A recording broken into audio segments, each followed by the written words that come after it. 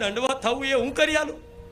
તો હું તમને માં ફરજ નિભાવે છે જો કે કઈ રીતે પ્રણામ કરવા, કઈ રીતે નમસ્કાર કરવા, કઈ રીતે દંડવત થવું એ મારા જેવી માં જ શીખવાડે, બીજું કોઈ ના શીખવાડે.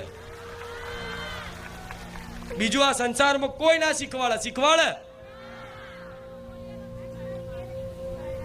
હા, તો હું કેમ શીખવાડું છું? કેમ કે મારે તમને પૂરેપૂરા માતાના ભગવાનના જ બનાવવા, મારા રામના બનાવવા. પછી આનંદ ચાલુ થાય. આહા, શું વાત કરું.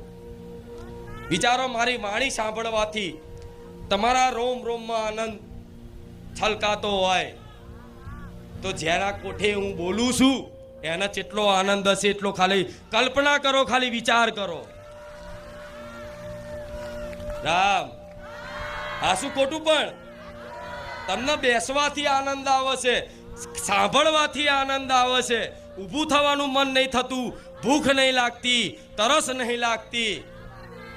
તો જેના કોઠે હું બોલું છું, જેના કોઠે હું બોલું છું, જેના કોઠે હું આ પ્રવચન કરું છું એને કેટલો આનંદ હશે.